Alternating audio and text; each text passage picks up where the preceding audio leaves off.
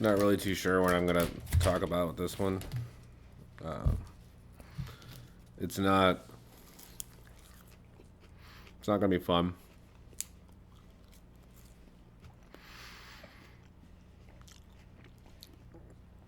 I think the worst things that we have is that we have a whole lot of free time and a whole lot of things to do with that free time. I think people have a tendency to fantasize about simpler lives because if you really think about it, what do you have to do throughout your day? All right. You got to get up. You got to get ready. All right. That's pretty straightforward. You probably have some chores that need to get taken care of. Okay. That's pretty straightforward. But for everybody, there's like this weird 8 to 12 hour period, sometimes more, sometimes less, where you have to show up to a place and perform a series of tasks to make money to maintain your current lifestyle.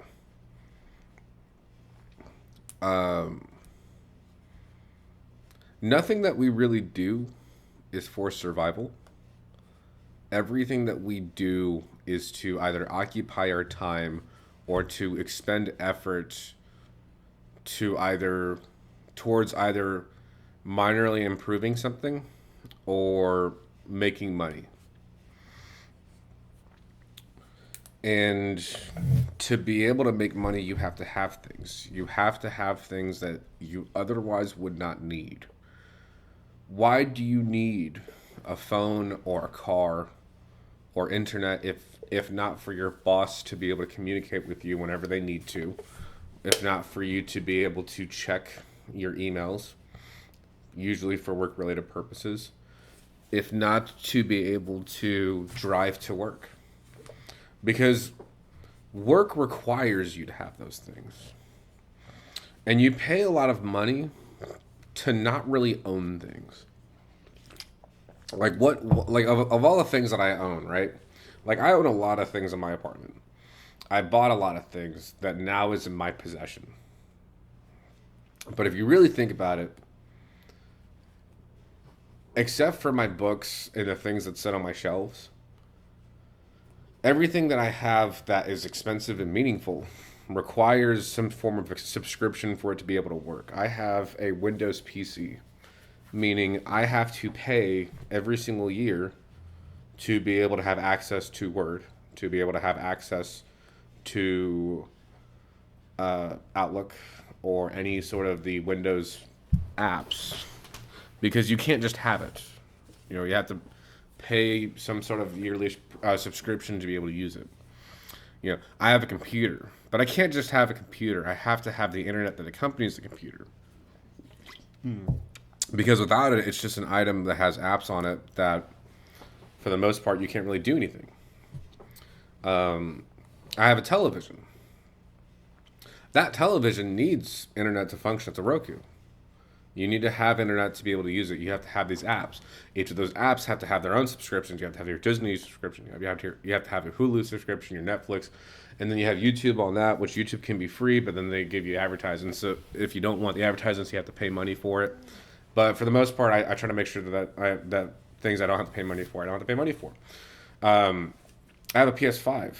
The PS5 was $600, like $600.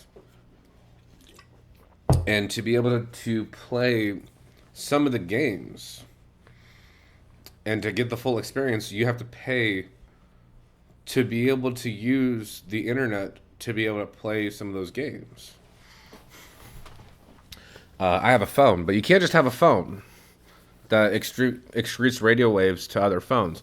We have to have service, and you have to pay for said service. You have to have an internet connection for most of your apps, and pay for that internet connection. You have to pay for the gas in your car. You have to pay for all these extra things that goes with you being able to do it. Which is why I place so much value in things that you can kind of just buy and have, right? Like I pay for an apartment. This apartment I don't own. I put a lot of money into this apartment. I pay 16. I pay like over $1,500 for an apartment that I do not own. If I had a house, I wouldn't own that house until I paid it off in 30 years, right? Like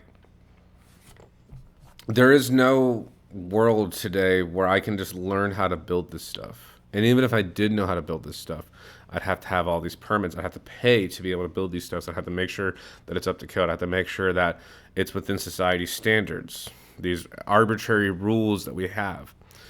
And it makes me feel like I am just on a treadmill. The myth of Sisyphus has never really applied more today than it ever has, because you pay to borrow things, and eventually you can sometimes own things, but most of the time you pay to pay for things. Like why? And you maintain these lifestyles that are unsustainable. They use a lot of electricity. They put wear and tear on the electrical system. The more people we have, the more blackouts we're going to have because of the amount of electricity that each person individually uses. You can't just wear clothes. You have to have certain clothes for certain occasions, because commercial production has made it so much easier to have it than there's an expectation to have this stuff. You're expected to pay a lot of money for a lot of things. And I can't just work to have a thing. You work to use a thing. And with ownership becoming more of a commodity, with everything being a subscription base, it's getting to where it's harder and harder to find things that you own. If I put all of this effort into a house that was either paid off or was about to be paid off, I don't think I would be nearly as miserable as I am sometimes. But I am constantly driving as fast as I can on an icy road. And I crash, or I stay in place, or I slide in directions that I don't want to go. And it's never, society seldomly puts you in a position where the effort that you put in allows you to go into the direction that you want to go into. And a lot of it has to do with the way we set things up, with the ownerships that we have. I can't save money by not getting a haircut because I'm a guy. It's expected that I keep my hair to be somewhat professional, to be able to look at some of these job interviews, which I know that yesterday my videos, I had some pretty shitty haircuts, but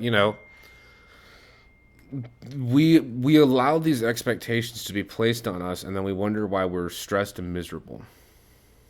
I feel very much like things own me. I feel very much like I am just a bag being forced to ride whatever winds push me in whatever directions that I have to go into. And despite the fact that people tell me that I can take control of my life, I feel like that's just an illusion. Because how do you take control of your life? What does that mean? Because those same people will tell you that you have to make peace with things and you can't control everything. Do you take control, or do you just be happy with what you have? Because they're not always the same thing. And I feel like we're trying to come up with whatever excuse we can to be okay with that. Like, I am okay if the work that I put in, I think people want to be farmers and want to have the ability to build their own houses, because they just want to know that all of this work they're putting into is actually for something, right? Because renting and borrowing things is just an excuse to keep doing things. Like, this constant pressure to constantly produce things that isn't yours, to make money for things that aren't yours. Like, I don't have a gym. I go to a gym. I borrow that gym. I borrow the time for that gym. I don't have crops that I grow, I go out and buy these pre-packaged crops that take so much less effort because the time that I would be spending to grow those crops is instead being spent to make money to buy the crops that somebody else grew. So I'm just making somebody else money, right? We don't let you build things for yourself unless if it's a business. And even then those businesses are usually made out of some sort of like weird necessity that other people just want to be able to outsource in their lives. And this outsourcing, like, having your car washes or having your garbage services picked up, it's just saving people time so they can spend the time to make money to spend it on the things that they don't have time to do. It's kind of silly if you think about it. And I think it's what will actually cause the downfall of our society.